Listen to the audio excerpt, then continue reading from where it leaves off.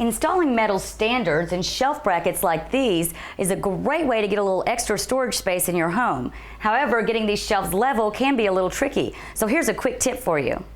First, mount one standard on the wall, making sure that it's plumb with a level. Now you want to make sure when you drive your screws in to drive them at least 1.5 inches into the wall stud.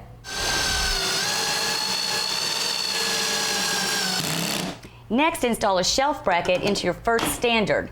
Then take a second standard and install a shelf bracket into it also, making sure that it's in the same corresponding slot as the first bracket already on the wall.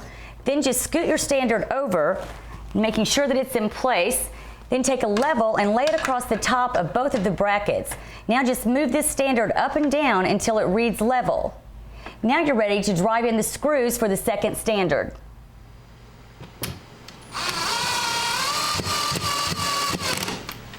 Now that you have both of your standards installed, perfectly level and plumb, all you have to do is install your shelf brackets, and now your shelf will be perfectly level also.